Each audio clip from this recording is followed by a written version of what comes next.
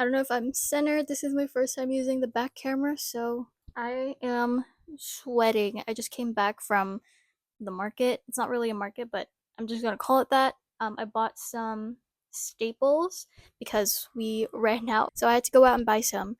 And I'm sweating. It's so hot outside. So if I look a bit haggard, that's why. Also, my face is very pale right now. I'm trying out some new skincare products for my acne, and it just gives me this white cast. I tried to like rub it in more just to like get it to not be as pale, but it's still like, please bear with me. So this is just going to be another reading vlog. I already have some books planned out that I want to read. I have 2 audiobooks that I want to finish so that I can achieve my second reading goal for this year. So if you've watched any of the previous like recent reading vlogs or book related videos that I have, I mentioned that my reading goal for this year was to read 12 books, and I already achieved that, which is amazing. And I achieved it way earlier than I thought I was going to. So because of that, I decided to set myself another reading goal for this year, which was to read 24 books, and I'm so close to achieving it. I just need to read 2 more books. That's why I really want to get to these other 2 audiobooks quickly so that I can achieve my reading goal. And I also have another book that I really want to read, and it is from a giveaway that I recently won on Storygraph. And I was just intrigued by the premise. It's not really something that I normally go for, like genre wise, I think. Actually, I don't remember anymore what the specific genre is, but I know that there is like a romance aspect to the story. And I'm not really a romance girly.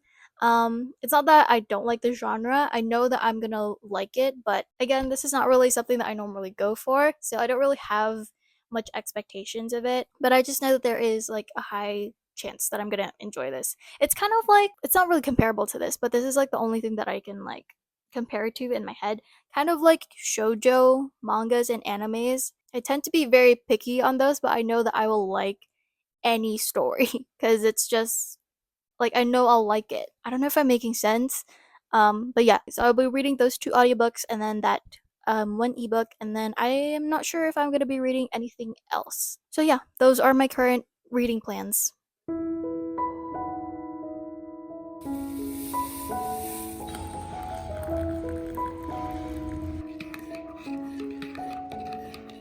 Some parents go further. They become so blinded by adoration, they manage to convince themselves their child has qualities of genius. Well, there is nothing very wrong with all this. It's the way of the world. It is only when the parents begin telling us about the brilliance of their own revolting offspring that we start shouting, "Bring us a basin, we're going to be sick." Occasionally, one comes across parents who take the opposite line, who show no interest at all in their children, And these, of course, are far worse than the doting ones. Mr. and Mrs. Wormwood were two such parents. What's wrong with the telly, for heaven's sake? We've got a lovely telly with a 12-inch screen, and now you come asking for a book? You're getting spoiled, Margot.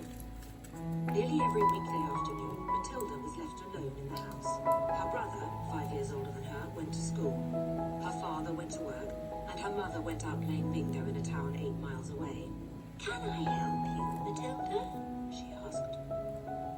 I'm wondering what to read next. But she had the sense not to show it. What sort of a book would you like to read next? She asked. Matilda said, I would like a really good one that grown-ups read.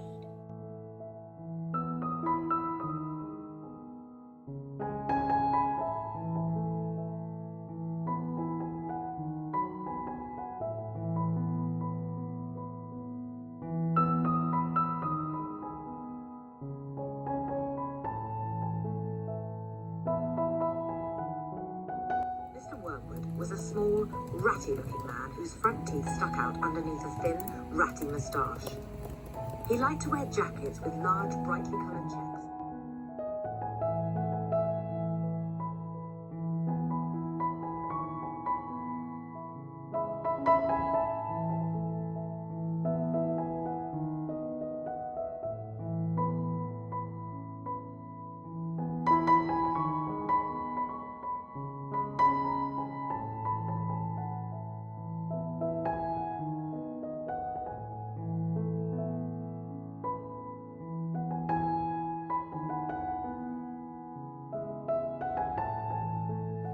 The power had gone. I think I've lost it completely. Miss Honey carefully buttered a slice of brown bread and put a little strawberry jam on it. I've been expecting something like that to happen, she said. You have? Why? Matilda asked. Well, Miss Honey said, it's only a guess, but here's what I think.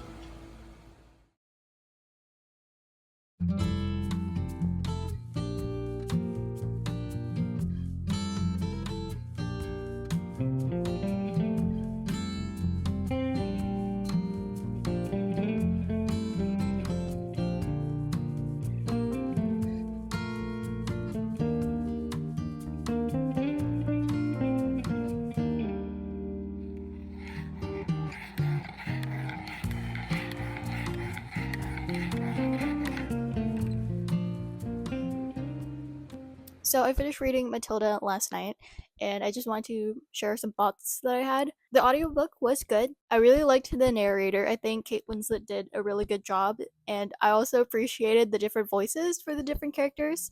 Very, very entertaining. It was good. Matilda was actually one of my favorite books growing up, so I was very excited to reread the book again. But I did not. I don't know why. I guess it's been so long since I last read this book. The last time that I read it,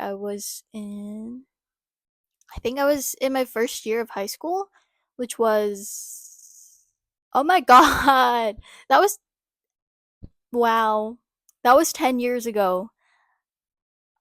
Okay, let's not get existential. Um, so I read that book 10 years ago, apparently, and that was such a long time ago. And I had forgotten a lot of this stuff, but I do remember like the main things that happened. So I was very shocked while I was listening to this book because I did not remember the parents being this bad. Like I knew they were neglectful parents, but I didn't remember them like being mean to her, like being very verbally abusive, and I just did not remember any of that. I just thought that like they didn't care about her. They would like leave her at the library. I remember that. But yeah, I just didn't remember them like being mean to her and like yelling at her and stuff. And again, rereading this as an adult now, very very strange with the amount of child abuse there is in this book. It's meant to be read in a like very comical way because of how ridiculous it is, but like still they're like very like you know if you know you if you've read this book you know. So yeah, I was just very shocked while I was listening to this book because I remember these things, but again, as a child, they were just like funny to me, and reading it now, it's ridiculous, and also kind of crazy that this person exists in this world. It's supposed to be for children. It's supposed to be like a comical kind of thing. It's just, I don't know, reading it as an adult now. A bit strange. But yeah, still a good book though. And I will probably reread this again in the future. Hello. So I forgot to mention this earlier. Oh my god. So actually, before reading Matilda, I was listening to the Charlie and the Chocolate Factory audiobook. While I was reading Matilda, something just like clicked. There's like a similar thing that happened. So while I was reading Charlie and the Chocolate Factory, I was just surprised for how much, I don't know if it's hatred or like just disdain that Roald Dahl has for TV. And the same thing happened in Matilda while I was reading it. Like, his family's just like watching TV all the time, and he describes them as this very like disgusting family that's like not very good and stuff. And that's just something that I thought was interesting while I was listening to the audiobook because I didn't expect that he would be, I guess, talking about it again in this book. I don't know if it was intentional or not. I mean, maybe I guess it is. Like, he is encouraging for kids to read more instead of just watching the TV all day. So yeah, that was just something interesting that I noticed while listening to the audiobook. So yeah, I just thought I'd mention it. Listening Library presents a series of unfortunate events. Book the first, The Bad Beginning, by Lemon Snippet, featuring a conversation between the author and Leonard S. Marcus. This is because not very many happy things happened in the lives of the three Baudelaire youngsters. Violet, Klaus, and Sunny Baudelaire were intelligent children, and they were charming and resourceful, and had pleasant facial features, but they were extremely unlucky, and most everything that happened to them was rife with misfortune, misery, and despair. I'm sorry to tell you this, but that is how the story goes. Their misfortune began one day at Briny Beach. The three Baudelaire children lived with their parents in an enormous mansion. Here you are, Olaf, said one of the white-faced women. What in the world are you doing? I'm just disciplining these orphans. And they marched through the kitchen, following Count Olaf into the dining room. Nobody paid a bit of attention to the children, except for the bald man, who stopped and stared Violet in the eye. You're a pretty one, he said.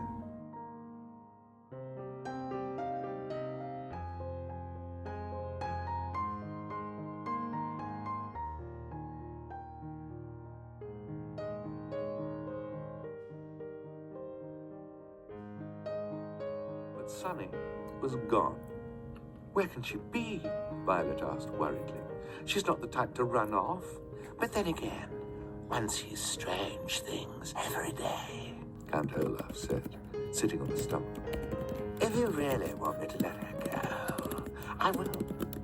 But surely even a stupid brat like you might realize that if I let her go, or more accurately, if I ask my comrade to let her go, poor little Sunny might not survive the fall down to the ground. She pictured wandering around the house every night for the rest of her life. If you let Sunny go,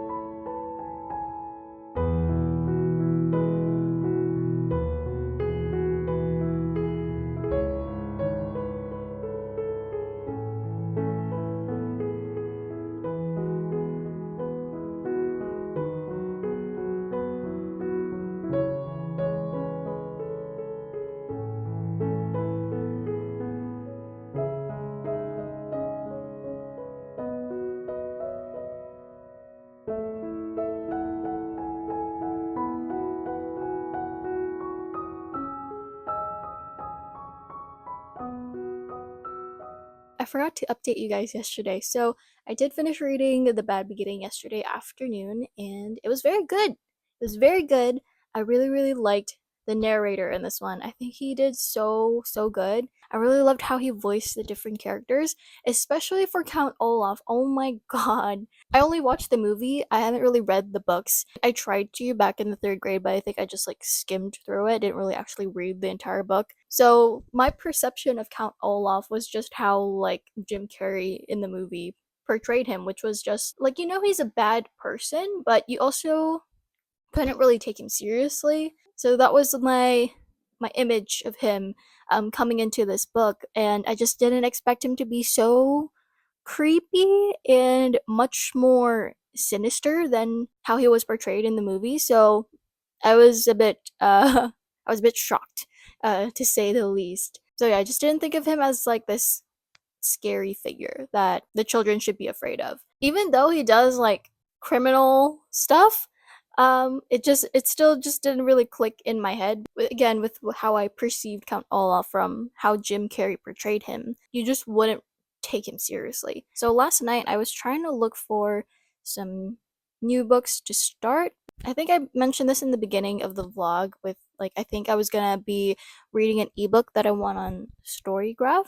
And now, after listening to the past couple of audiobooks, I kind of don't want to read that anymore. I'm just not feeling it at the moment. The struggles of being a mood reader, I guess. Yeah, I just want to share it with you guys because I was just very intrigued from the premise, and maybe some of you guys will also like to read this book. So it's called When the Stars Alight by Camilla Andrew.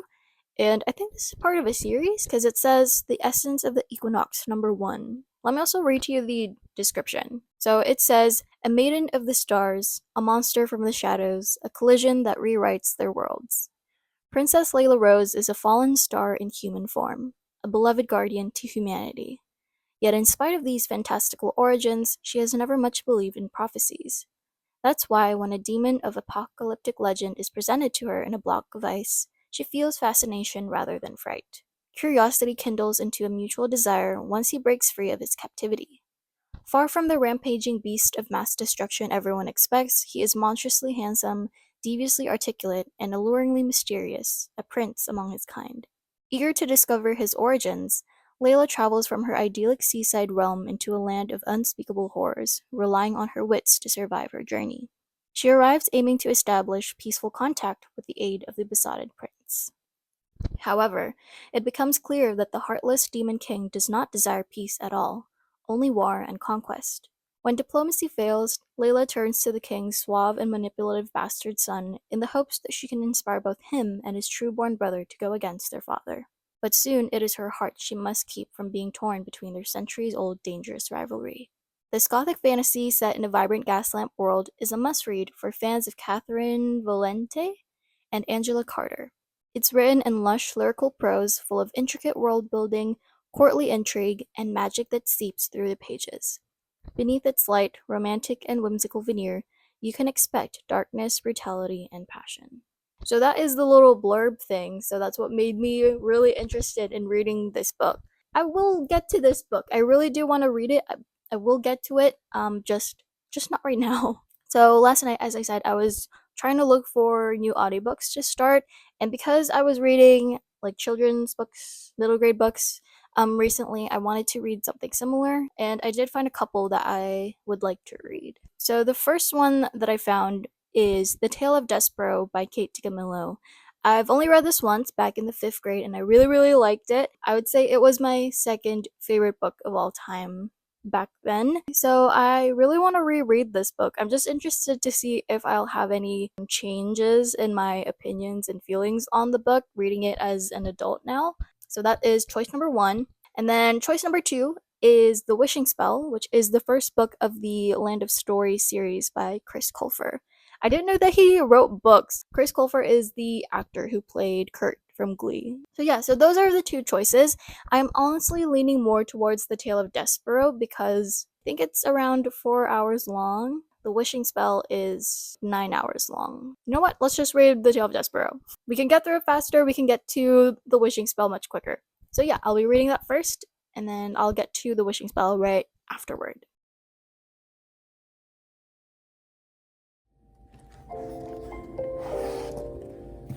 Listening Library presents The Tale of Despero, being the story of a mouse, a princess, some soup, and a spool of thread, by Kate DiCamello. Read for you by Graham Malcolm. The world is dark, and light is precious. Come closer, dear listener. You must trust me. I am telling you a story. This story begins within the walls of a castle with the birth of a mouse. A small mouse. The last mouse spawned to his parents, and the only one of his litter to be born alive. "Where are my babies?" said the exhausted mother when the ordeal was through. "Show to me my babies." Father Mouse held the one small mouse up high. "There is only this one," he said. "The others are dead." "Mon Dieu, just the one mouse baby?" "Just the one." "Will you name him?" "Will I name him? Of course I will name him. But he will only die, like the others." "Oh, so sad. Oh, such a tragedy."